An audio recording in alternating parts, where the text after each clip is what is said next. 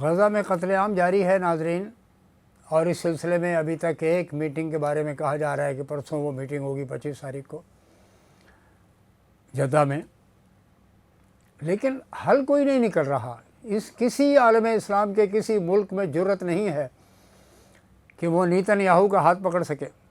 وہ ٹرمپ کے قدموں میں جا کے گر جاؤ یار، اگر ہاتھ نہیں پکڑ سکتے ٹرمپ صاحب کا، اپنے آپ کو اتنا جھکا لو کہ ٹرمپ صاحب کو ترس آ جائے، رحم آ جائے عالم اسلام پر۔ کیا بات ہے عالم اسلام کی قیادت کی کہ وہ اپنے ایک بندے کی جان کی حفاظت نہیں کر سکے۔ کجا 60,000 70,000 کے قریب بندے مر چکے، اور روزانہ ایسا ہو رہا ہے۔ نیتن یاہو کے خلاف جن ججز نے سزا سنائی تھی، ان ججز کے اوپر بھی پابندیاں ٹرمپ نے لگا دی ہیں۔ اصل میں دونوں ایک ہیں، آپ مانیں یا نہ مانیں۔ یورپ میں کتنی آوازیں اٹھ رہی ہیں غزہ کے انوسنٹ لوگوں کے حق میں، لیکن اگر کچھ نہیں ہو رہا تو یہ OIC کے جو مریض ادارے کے جو رکن ممالک ہیں اس کی طرف سے کچھ نہیں ہو رہا۔ دوسری طرف پاکستان کے وزیر تجارت ڈھاکہ میں موجود، اب وزیر خارجہ بھی پہنچنے والے ہیں، مذاکرات ہوں گے، ریجنل سیکیورٹی ایجنڈا ہے، اس کے ساتھ بائیلیٹرل ایشوز ہیں، اکنامک کوآپریشن ہے، اور پاکستان نے ویسے بھی آفیشیل اینڈ ڈپلومیٹک کا ویزاز میں نرمی کر دی ہے۔ تو یہ وہ ہے، اور بائیلیٹرل ایشوز کے اندر سب سے بڑا ایشو جو ہے وہ ایسٹس کی تقسیم ہے، اثاثوں کی تقسیم ہے۔ جو ان کا دعویٰ ہے اس کو بیٹھ کے اسٹڈی کریں۔ 1971 سے لے کے آج تک کتنے سال ہو گئے؟ آلموسٹ بتائیے، 30 سال وہ بنتے ہیں، 25 سال میں 55 سال، 55 ایئرز میں 15 سال تو ان کا اقتدار رہا ہے محترمہ کا، جو پاکستان کے خلاف تھیں، حسینہ واجد، جن کو وہاں کے لوگوں نے، وہاں کے عوام نے ایلیمنیٹ ہی کر دیا politically speaking. Awami League is no more there on the scene, اگرچہ وہاں پہ کوششیں جاری ہیں کہ ان کو الیکشنز کے اندر شامل کیا جائے، اور یہی انڈیا نے ڈیمانڈ کی ہے سرکاری طور پر۔ ان کا جو پریس نوٹ ایشو ہوا ہے اس کے اندر یہ کہا گیا ہے۔ تو یہ ایک بہت بڑا ایشو ہے پاکستان کے لیے۔ اور collaboration, Pakistan economic collaboration, exports, manufacturing, garments manufacturing in particular بہت بڑا شعبہ ایمرج کر کے آیا ہے یہ گزشتہ 10-15 سال سے، اور بنگلہ دیش اس کے اندر بہت ہی زیادہ ایڈوانس ہے، اور وہاں پہ فورن ایکسپرٹس کام کر رہے ہیں۔ چائنا کے انویسٹرز وہاں پہنچ گئے ہیں جو آؤٹ رائٹ فیکٹریز کو لے لیتے ہیں رینٹ پر، انویسٹمنٹ کر رہے ہیں وہ۔ اور پاکستان کی الگ بات ہے کہ فیکٹریز بند ہیں، بند ہو رہی ہیں، بند تھیں، ریوائول کہاں ہے ان کی۔ PTI کے دور میں، اگین میں کہہ رہا ہوں، PTI کے دور میں فیصل آباد میں جا کر دیکھیں، کوئی فیکٹری بند تھی، ورکرز دستیاب نہیں ہو رہے تھے وہاں پر۔ یہ میں مل اونرز کی بات کر رہا ہوں۔ ابھی کچھ بہتری ہوئی ہے، انہوں نے کچھ ٹیکس رجیم کو بہتر کیا ہے۔ تو ناظرین، یہ وہ صورتحال ہے جس پر پاکستان کو انتہائی توجہ دیے جانے کی ضرورت ہے۔ یہ وہ مسائل ہیں پاکستان کے عوام کو درپیش کہ آپ نے دیکھا کہ کراچی میں کیا ہو رہا ہے، اس کی پوری سیریز ہے میرے پاس۔ کراچی میں کیا ہو رہا ہے وہ آپ دیکھ لیجئے، آپ کے سامنے بات ہے۔ وہ جو اسٹریٹجک ریلیشن شپ کی بات ہے وہ الگ ہے۔ بارشوں نے 700 افراد کی جان لے لی کراچی میں، تو خیر 10-12 بندے شہید ہوئے ہیں، باقی پہاڑوں کے علاقے میں، نارتھ شمالی علاقہ جات میں زیادہ ہوا ہے۔ NDMA نے اتنی بڑی کارکردگی کا مظاہرہ نہیں کیا جو کہ ہونا چاہیے تھا۔ تو یہ وہ صورتحال ہے سر۔ تو اس کے اندر آپ دیکھیے کہ پاکستان کا کہنا یہ ہے کہ پاکستان کشمیر پہ بات چیت کرنے کو تیار ہے، بالکل ہونی چاہیے بات چیت۔ نریندر مودی صاحب جا رہے ہیں، ہو سکتا ہے کہ چائنا کی کوشش ہوگی کہ انڈیا کو اور پاکستان کو قریب تر لانے میں ایک کردار ادا کر سکے۔ شہباز شریف صاحب وزیر اعظم پاکستان اور نریندر مودی وزیر اعظم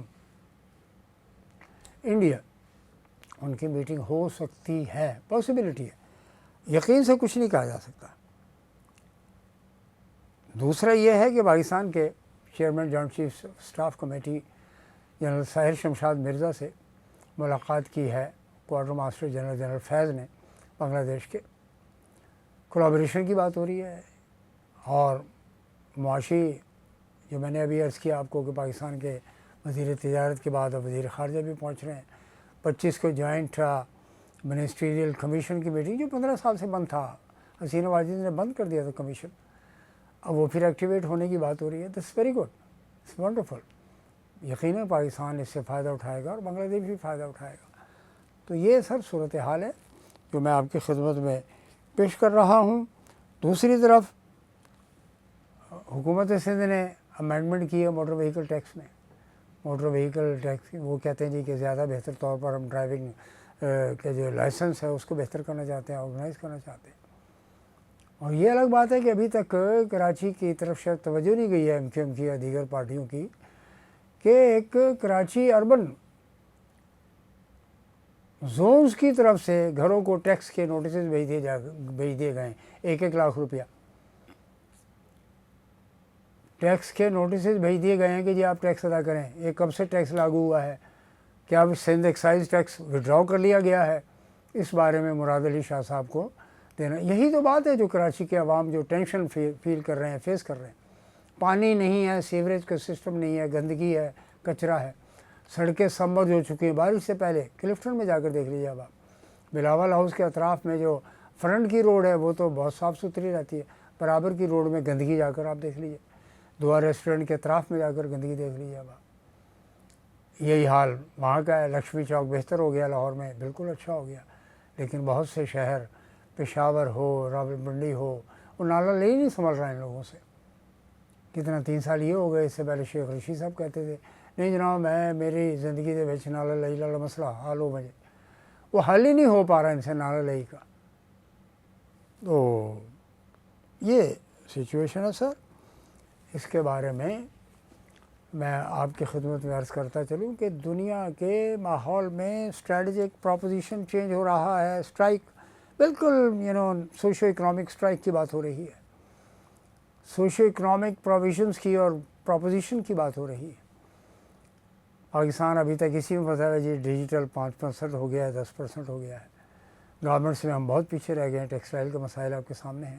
کاٹن کی پروڈکشن ریڈیوس ہو گئی، گندم کی زیادہ ہوئی پروڈکشن کمپیریٹیولی، تو اس کو کوئی اٹھانے والا کوئی نہیں ہے. اس کے لیے سسٹم پالیسی کوئی نہیں ہے. پچھلے سال زیادہ ہوئی تھی، اس سال تو رول گئے ہیں کسان. اس سال کسان رول چکے ہوئے ہیں. اور پھر آٹا سب سے مہنگا. کراچی کی سچویشن یا اربن سینٹرز میں آپ آٹا لینے جاتے ہیں، یوکرین کی جو گندی گندم ہے، گندا گندم ہو چکی ہوئی ہے، اس کا آٹا بک رہا ہے یہاں پر. Nobody is there. ویسے حکم یہ ہے کہ جس نے ملاوٹ کی وہ ہم میں سے نہیں، لیکن ہم یہ کہتے ہیں نہیں جی ہم ملاوٹ کریں گے. فرمان کی خلاف ورزی کرتے ہیں، پھر یہ کہتے ہیں کہ اللہ کی رحمت نہیں ہو رہی. برکتیں اٹھ گئی ہیں.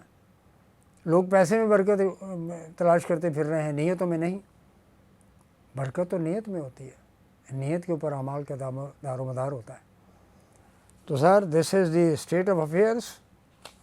مجھے آج پھر بات کرنی تھی کہ پروونسز کے پیچھے جو بھی اسٹریٹجک معاملات ہیں وہ کیسے حل کیے جا سکتے ہیں اور کیسے لے کر چلنا پڑیں گے.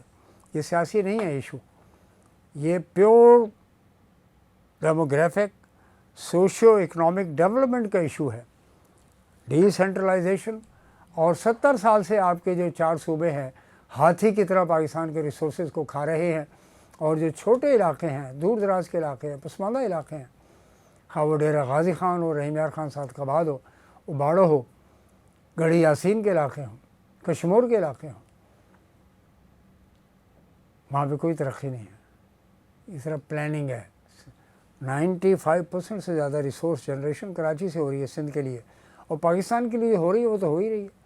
فیڈرل ڈویزبل پول سے جو پیسہ اوپر سے آ رہا ہے واپس گھوم کے یہاں سے پیسہ اسلام آباد سے واپس آ گیا NFC میں. NFC کی ریکانسٹیٹیوشن کر دی ہے پریزیڈنٹ صاحب نے، نوٹیفیکیشن ایشو کر دیا. 4 فائنانس منسٹر صوبے کے اور 4 صوبوں کی طرف سے ایک ایکسپرٹ اور فیڈرل فائنانس منسٹر جو ہے وہ اس کو پریزائڈ کریں گے، اور امید ہے کہ جلدی اس کا پہلا اجلاس ہو جائے گا. لیکن کوشچن یہ ہے کہ ڈیولوشن آف پلان کے تحت اگر کراچی میں پیسے موجود ہیں، سندھ میں تو بہت ہیں، سندھ میں تو بے پناہ پیسہ ہے، ان سے مینیج نہیں ہو رہا ہے، تو کراچی کی ایلوکیشن کے اندر کیا پرابلم ہے؟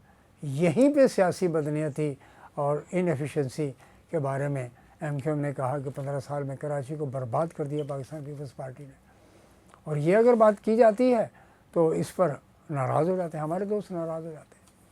تو سر آگے چیلنجز درپیش ہیں، عوام کو سہولتیں چاہیے، عوام کے مسائل حل کرنے کے لیے بھاگ دوڑ کرنا ہوگی۔